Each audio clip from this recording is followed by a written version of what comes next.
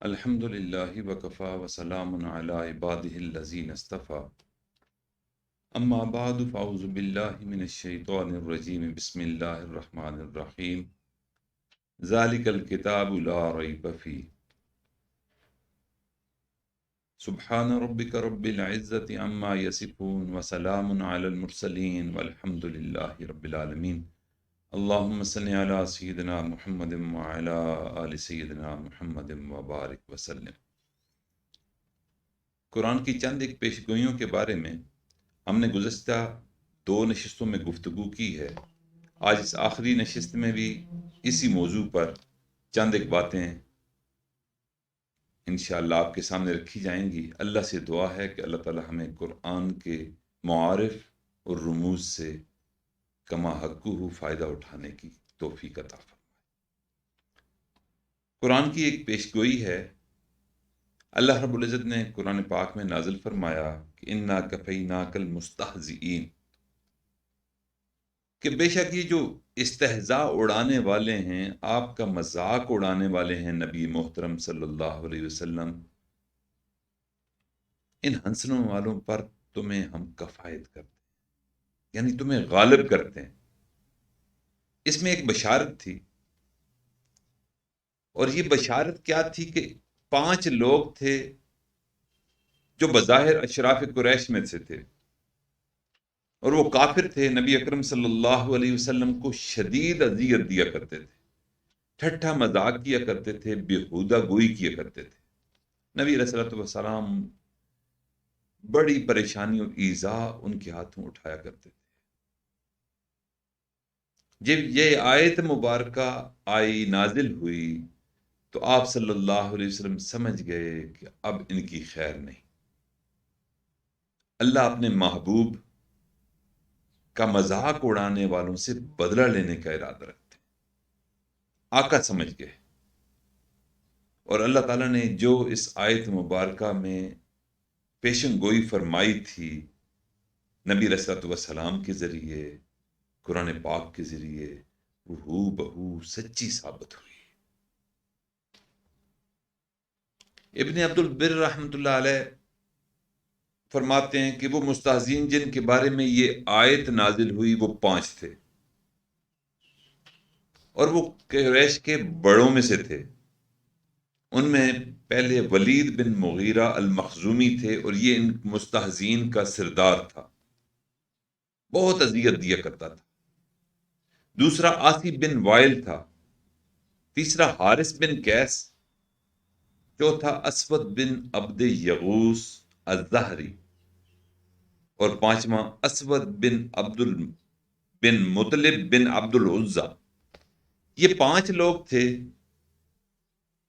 جو نبی علیہ الصلوۃ والسلام کو اذیت دیا کرتے تھے۔ ایک قول تو یہ ہے کہ ان ٹھٹھا بازوں کی اور استہزاء اڑانے والوں کی تعداد زیادہ تھی، لیکن بہرحال کثرت رائے ان کی یہی ہے کہ یہ 5 ان کے سرخیل تھے،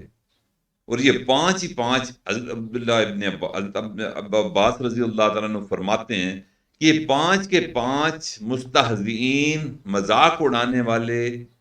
ایک ہی رات میں ہلاک ہو کر واصل جہنم ہو گئے۔ جب یہ 5 کی ہلاکت ہوئی تو پھر پتہ چلا کہ یہ 5 ہی ایسے بدبخت تھے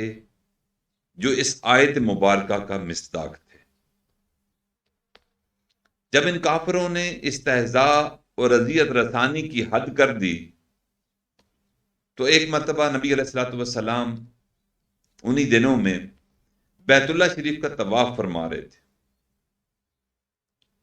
طواف کرتے ہوئے جبرائیل امین تشریف لائے، سلام عرض کیا، اور عرض کرنے لگے کہ مجھے حکم الہی ہوا ہے کہ میں آپ صلی اللہ علیہ وسلم کی کفایت کروں۔ پھر جب ولید بن مغیرہ گزرا تو عرض کیا، یا رسول اللہ صلی اللہ علیہ وسلم یہ کیسا شخص ہے؟ آپ صلی اللہ علیہ وسلم نے فرمایا کہ یہ بدترین بندہ ہے۔ اللہ اکبر۔ تو جبرائیل علیہ السلام نے ولید کی پنڈلی کی طرف اشارہ کیا، اور کہا میں نے اس کا بندوبست کر دیا۔ چنانچہ ولید ایک تیر تراش کے پاس سے گزرا جو تیر کی تراش اور خراش میں مصروف تھا۔ ایک تیر اس کے کپڑوں کے ساتھ الجھ گیا۔ اس نے آزراہ تکبر پیچھے مڑ کر اسے پکڑنے کی زحمت بھی گوارا نہ کی، جس سے اس کی ایڑی زخمی ہو گئی۔ پھر اسی زخمی ایڑی کو لے کر وہ حالت کفر میں مر گیا، وہ زخم پھیل گیا اس کا۔ پھر عاص بن وائل آقا کے پاس سے گزرا تو جبرائیل امین علیہ السلام نے آقا سے سوال کیا، عرض کیا کہ یہ کیسا شخص ہے؟ تو آقا نے فرمایا یہ برا شخص ہے۔ اللہ! جبرائیل امین عرض کرنے لگے کہ آقا میں اس کے لیے بھی کافی ہوں۔ وہ سیر کے لیے نکلا اور ایک درے کے اندر اترا تو اس کے پاؤں میں کانٹا چبھ گیا۔ اس کانٹے کے چبھنے سے اس کا پاؤں سوج کر چکی کے پاٹ کی مانند ہو گیا۔ دوسری روایت میں آیا کہ اونٹ کی گردن کی طرح ہو گیا اور اس کی موت واقع ہو گئی۔ یہ دوسرا بدبخت تھا جو نبی علیہ الصلوۃ والسلام کی شان اقدس میں گستاخی کیا کرتا تھا، یہ مر گیا۔ حارث بن قیس سہمی نے نمکین مچھلی کھا لی اور اس پر اس قدر پانی پیا کہ اس کا پیٹ پھٹ گیا، اور ایک روایت ہے کہ جبرائیل علیہ السلام نے اس کی ناک کی طرف اشارہ کیا تو اس کی ناک سے پیپ برآمد ہوئی، جس سے وہ مر گیا۔ اسود بن عبد یغوث کے بارے میں جبرائیل علیہ السلام نے دریافت فرمایا تو نبی قسم نے فرمایا کہ یہ بھی برا آدمی ہے۔ جبرائیل علیہ السلام نے اسود کی سر کی طرف اشارہ کرتے ہوئے کہا میں نے اس کا علاج بھی کر دیا، اور پھر اس کے سر کو درخت کے ساتھ ٹکرایا اور اس کے چہروں کو کانٹوں پر رگیدا یہاں تک کہ وہ جہنم واصل ہو گیا۔ پھر اسود بن مطلب کی آنکھوں کی طرف اشارہ کیا تو وہ اندھا ہو گیا، اور اس نے سر دیوار کے ساتھ ٹکرا دیا حتیٰ کہ وہ ہلاک ہو گیا۔ جب وہ مر رہا تھا، بلبلا رہا تھا، اذیت کا شکار تھا، تو اس کی زبان پر تھا کہ مجھے محمد کے رب نے مار ڈالا صلی اللہ علیہ وسلم۔ اور واقعی میرے بھائیو، نبی علیہ السلام کی شان میں جو بھی گستاخی کرتا ہے، یہ آیت مبارکہ قیامت تک کے لیے ہے۔ جو بندہ بھی، جو شقی اور بدبخت آقا صلی اللہ علیہ وسلم کی خدمت اقدس میں گستاخی کرے گا، اللہ تعالیٰ اس کے لیے کفایت کریں گے نبی علیہ السلام کی طرف، اور اس کا بدلہ اللہ خود لیں گے۔ ہم نے بھی اپنی زندگیوں میں بہت سے بندے دیکھے۔ ماضی قریب میں ہم نے مرزا غلام قادیانی کو دیکھا کہ اس نے نبوت کا دعویٰ کیا، نبی علیہ السلام کی شان میں گستاخیاں کی، اپنی بیگمات کو وہ امہات المؤمنین کہا کرتا تھا، اپنے جو گمراہ اس کے پیروکار تھے ان کو صحابہ کرام کہا کرتا تھا۔ پھر کیا ہوا؟ اللہ کی پکڑ اس پر آئی۔ مرنے سے پہلے وہ اپنی نجاست میں خود لتھڑا رہتا تھا کافی دنوں تک، اور اس کے کمرے سے، اس کے جسم سے اتنی بدبو آیا کرتی تھی کہ کوئی اس کے پاس بیٹھ نہیں سکتا تھا۔ اور یہی مرزا غلام قادیانی، اللہ تعالیٰ نے مزید عبرت کا نمونہ اس کو بنایا، اور اس کی جو موت واقع ہوئی وہ بھی ایک سبق ہے۔ اس کی موت پاخانے اور غلاظت والی جگہ یعنی ٹوائلٹ میں واقع ہوئی۔ اللہ تعالیٰ کفایت کرتے ہیں جو بندہ بھی نبی علیہ السلام کی شان میں گستاخی کرتا ہے۔ انا کفیناک المستہزئین۔ میرے بھائیوں، بہت سے واقعات ہیں۔ علامہ نہانی رحمۃ اللہ فرماتے ہیں کہ میں چند دن پہلے شام کے ساحل کے ایک شہر لازکیہ میں دیوانی عدالت کا سربراہ تھا۔ میں نے ادھر وہاں کے بہت معتبر لوگوں سے سنا کہ شہر کے ایک عیسائی شخص نے نبی کریم صلی اللہ علیہ وسلم کو گالی دی، اس کی وجہ سے لوگ اس کے خلاف مشتعل ہو گئے، چنانچہ حکومت نے اسے گرفتار کر کے پابند سلاسل کر لیا اور اس کا معاملہ والی بیروت جو وہاں کا بادشاہ تھا اس کے سپرد کیا، جس نے اس عیسائی پادری کو صفائی طلب کرنے کے لیے وہاں طلب کیا۔ لازکیہ کے حاکم نے جب وہ رخصت ہو رہا تھا وہ ملعون پادری، تو اسے ایک موٹر بوٹ پہ سوار کرایا۔ جب کشتی دن کے وقت روانہ ہوئی تو اس شخص نے لوگوں کے سامنے اٹھ کر بلا وجہ سمندر میں چھلانگ لگا دی۔ سارے لوگ بسیار کوشش کے باوجود اس کو بچانے میں کامیاب نہ ہو سکے اور وہ ڈوب کر ہلاک ہو گیا۔ میرے بھائیو، ایسے بے شمار واقعات ہیں کہ جس بندے نے بھی نبی علیہ الصلوۃ والسلام کی شان اقدس میں گستاخی کی ہے، اللہ تعالیٰ نے اس کو عبرت کا نمونہ بنایا۔ فی زمانہ بھی ہم ہوں گے یا نہ ہوں گے، ہماری نسلیں دیکھیں گی یا شاید ہم خود دیکھ لیں کہ تسلیمہ نسرین بھی اور سلمان رشدی بھی اور ان کے پیروکار جو بھی ہوا وہ اپنے بد انجام سے، اللہ کے قہر سے، اللہ کے عذاب سے بچ نہیں سکے گا اور واصل جہنم ضرور ہوں گے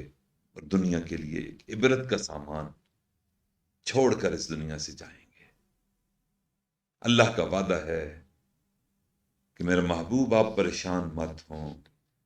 یہ جو آپ کا مذاق اڑاتے ہیں، آپ کی شان میں گستاخی کرتے ہیں، ان ہنسنے والوں پر میں تمہیں کفایت ہم تمہیں۔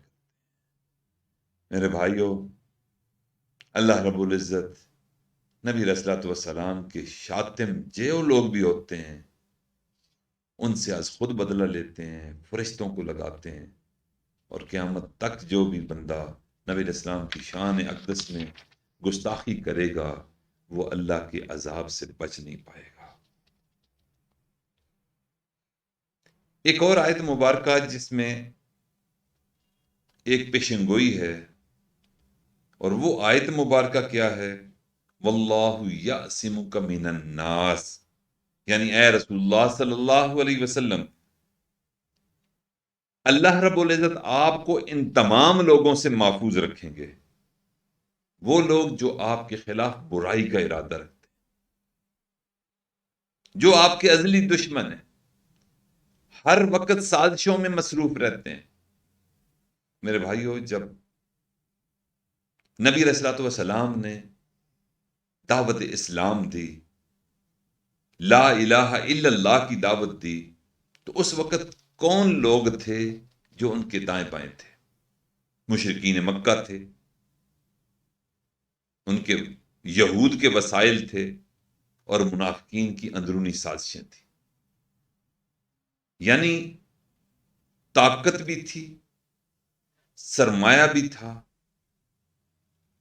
اور اندرونی سازشیں، یہ ساری چیزیں تھیں۔ اس کی وجہ سے نبی علیہ الصلوۃ والسلام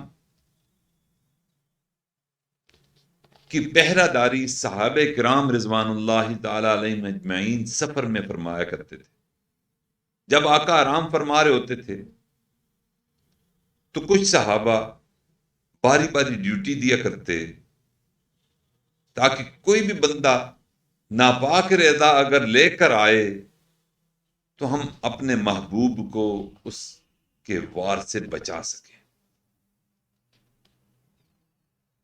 جب یہ آیت مبارکہ نازل ہوئی کہ واللہ یعصمک من الناس، میرے محبوبہ، پورے انسان بھی، اگر انسانیت کے جتنے بھی گروہ ہیں وہ اگر سازش کریں گے تمہیں نقصان پہنچانے کی، میں اللہ تمہیں ان سے بچاؤں گا۔ جب یہ آیت اتری تو نبی علیہ الصلوۃ والسلام نے صحابہ کو پہرہ داری سے منع فرما دیا، کہنے لگے کہ نہیں،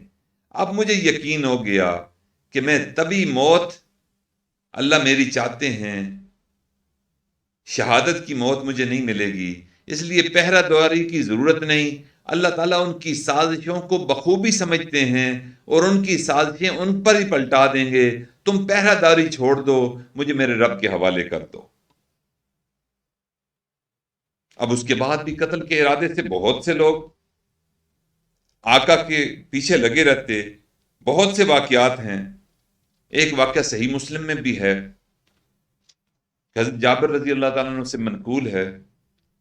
وہ بیان کرتے ہیں کہ ہم نے نبی اکرم صلی اللہ علیہ وسلم کے ہمراہ نجد کی طرف ہجرت کی،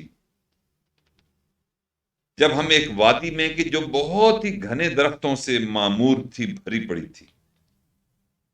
تو نبی علیہ الصلوۃ والسلام نے ایک درخت کے نیچے نزول فرمایا اور اپنی تلوار ایک شاخ کے ساتھ لٹکا دی، آرام فرمانے لگ پڑے۔ اب کیونکہ حکم تو یہ تھا کہ پہرہ داری نہیں کرنی، میری حفاظت کا ذمہ اللہ نے اپنے سپرد لے لیا، اس لیے ہر بندہ اپنی اپنی جگہ آرام کرے، میں بھی آرام کروں گا۔ چنانچہ صحابہ کرام وادی میں پھیل گئے، درختوں کے سائے کو تلاش کرنے لگے اور بکھر کر جہاں جس کو جگہ ملی اس درخت کے نیچے وہ سائے میں آرام کرنے لگ پڑے۔ نبی علیہ الصلوۃ والسلام بھی ایک درخت کے نیچے لیٹ گئے، آرام فرمانے لگ پڑے۔ آقا صلی اللہ علیہ وسلم ماہو خواب تھے کہ ایک بد ارادے والا بندہ جو کافر تھا، اس نے نبی علیہ الصلوۃ والسلام کو جب تنہا دیکھا اور یہ بھی دیکھا کہ آقا ماہو خواب ہیں اور تلوار ان کی لٹک رہی ہے، تو اس نے آقا صلی اللہ علیہ وسلم کی تلوار کو لے کر نیام سے باہر نکالی اور سونت کر نبی علیہ الصلوۃ والسلام کے سینے اقدس پر چڑھ بیٹھا، اور جب چڑھا تو آقا کو جاگ آئی اس حالت میں کہ اس کافر کی ہاتھ میں تلوار تھی۔ اب وہ جو کافر تھا اس کے لیے تو ایک سنہری موقع تھا کہ آقا اکیلے میں ہاتھ آگے، آج پہرے دار بھی کوئی نہیں، اور آقا نے پہرے دار اس لیے اٹھا رکھے تھے، ہٹا دیے تھے کہ اللہ رب العزت نے حفاظت اپنے ذمے لے لی تھی، تو آقا کو ایمان اللہ کے وعدے پر اتنا تھا کہ اب میری کوئی بال بیکا نہیں کر سکتا، مجھے نقصان نہیں پہنچا سکتا۔ وہ جب سینے پر چڑھا، تلوار ننگی اس کے ہاتھ میں، تو اس نے کہا میں یمنعک منی یا محمد،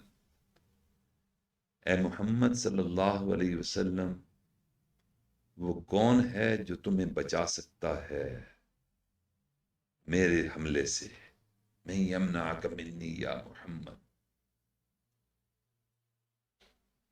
آپ صلی اللہ علیہ وسلم بغیر خوف زدہ ہوئے، انہوں نے کہا، اس نے پوچھا کہ کون بچا سکتا ہے، تو آقا نے فوراً فرمایا اللہ۔ اس نے دوبارہ یہی سوال کیا تو آپ نے فرمایا مجھے میرا اللہ بچائے گا۔ یہ سنتے ہی تلوار اس کے ہاتھ سے گر گئی اور اس پر خوف طاری ہو گیا، وہ کانپنے لگ پڑا۔ جب کانپنے لگ پڑا، نبی علیہ الصلوۃ والسلام کی استقامت کو، ایمان کو اور آقا کے اللہ رب العزت پر بھروسے کو دیکھ کر اس پر جب لرزہ طاری ہوا تو اب آقا کی باری تھی۔ آقا نے اس کو نیچے گرا لیا، نیچے گرا کر اس کے سینے پر سوار ہوئے، وہی تلوار جو آقا کی اس کے ہاتھ میں تھی اور اس کے ہاتھوں کے راشا کی وجہ سے وہ نیچے گر گئی تھی، آقا نے اپنی تلوار اپنے ہاتھوں میں لی جو ننگی تلوار تھی اور اس کی گردن پر رکھ کر کہنے لگے کہ اب بتاؤ میری تلوار سے تمہیں کون بچا سکتا ہے؟ جب یہ بات اس نے سنی تو ندامت اور خوف کے ملے جلے جذبات کے ساتھ وہ کہنے لگا، اے محمد صلی اللہ علیہ وسلم، جس ذات نے آپ کو میری تلوار سے بچا لیا وہی ذات مجھے آپ کی تلوار سے بچائے گی۔ آقا سمجھ گئے کہ میرے جسم کے ساتھ اس کا جسم مس ہوا، اللہ اس کو نور ایمان سے اس کے سینے کو منور کرنا چاہتے ہیں۔ آقا نے اس کے سینے پہ اوپر سے اٹھ گئے، اپنی تلوار کو نیام میں ڈالا اور تلوار کو نیام میں ڈال کر درخت کے ساتھ لٹکایا۔ اسی حالت میں وہ نبی علیہ الصلوۃ والسلام کے قدمین مبارک کے ساتھ لگ کر گر پڑا اور کہنے لگا کہ آقا مہربانی فرما دیجئے، میری آنکھیں کھل گئیں، آپ مجھے کلمہ پڑھ کر دائرے ایمان میں داخل کر دیجئے۔ میرے بھائیو، یہ وہ ضمانت تھی، یہ قرآن کا وہ وعدہ تھا اللہ کے ساتھ کہ پھر پوری زندگی نبی علیہ الصلوۃ والسلام نے کوئی پہرے دار اپنے ساتھ نہیں رکھا، کوئی باڈی گارڈ نہیں تھا۔ اللہ کی منشا ان کو معلوم ہو چکی تھی، اللہ نے ان سے وعدہ کر لیا تھا کہ میرے محبوبہ، آپ کو کوئی بندہ گزند نہیں پہنچا سکتا، کیونکہ آپ میرے محبوب ہیں، اور مجھے یہ گوارا نہیں کہ میرے محبوب کی جان لینے کے لیے کوئی سازش کرے اور وہ سازش کامیاب ہو۔ اللہ تعالیٰ نے ساری سازشیں کفار کی انہی کے اوپر الٹا۔ میرے بھائیوں، قرآن سچی کتاب ہے، اس کی ایک ایک پیشن گوئی، غیبی خبر جو اللہ رب العزت نے وحی کی صورت میں حضور نبی کریم صلی اللہ علیہ وسلم کے سینے مبارک قلب اطہر پر القاء فرمائی، نازل فرمائی، وہ وعدے بھی سچے، وہ غیبی خبریں بھی سچی، وہ جتنی بھی اطلاعات تھیں وہ ساری کی ساری سچی۔ اس لیے میرے بھائیوں،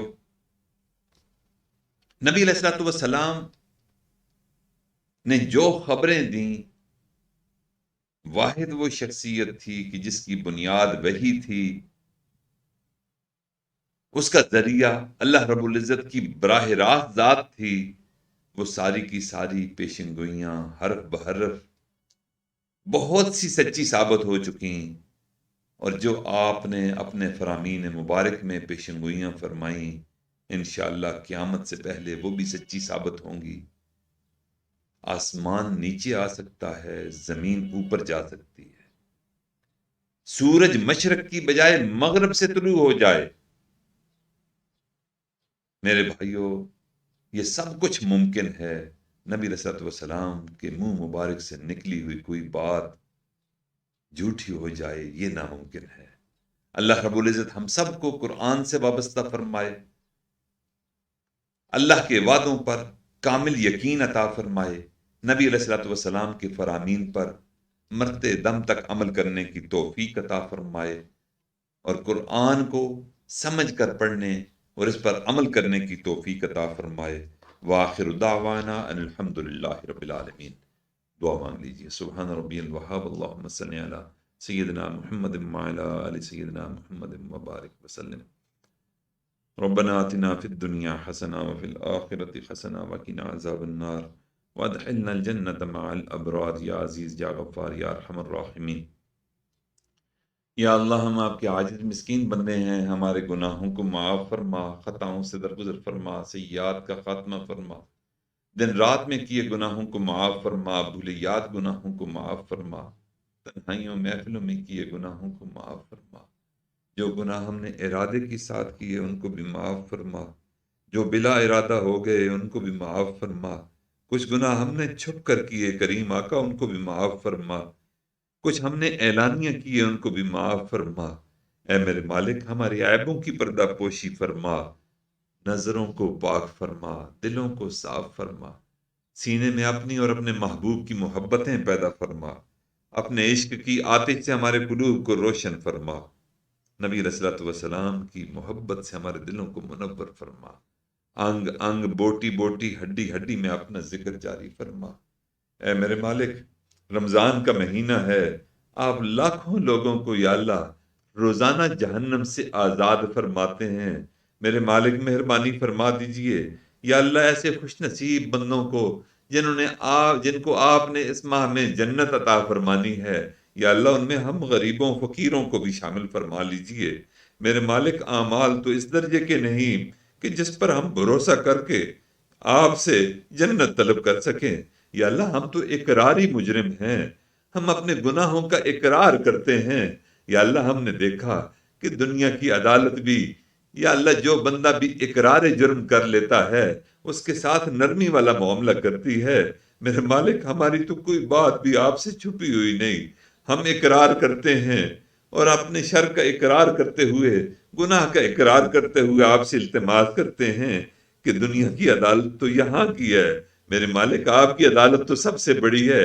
دنیا کی عدالت جب نرمی کرتی ہے میرے مالک، آپ بھی تو یا اللہ آپ تو بڑی عدالت کے مالک ہیں کہ جس سے بڑی کوئی عدالت نہیں، یا اللہ مہربانی فرما دیجئے، یا اللہ ہمارے اقرار جرم کو آپ بھی قبول فرما لیجئے، یا اللہ ہمیں اپنے مقبول بندوں میں شامل فرما دیجئے، یا اللہ اس رمضان مبارک کی قیمتی ساعات ہمارے ہاتھوں سے جا رہی ہیں، میرے مالک آدھا رمضان سے زیادہ گزر چکا، میرے مالک ابھی تک ہم فائدہ نہ اٹھا سکے، یا اللہ جو ہمارے روزے کی کیفیت ہونی چاہیے یا اللہ وہ نہیں بن پا رہی، میرے مالک کرم فرما دیجئے، ہم محنت کرتے رہیں گے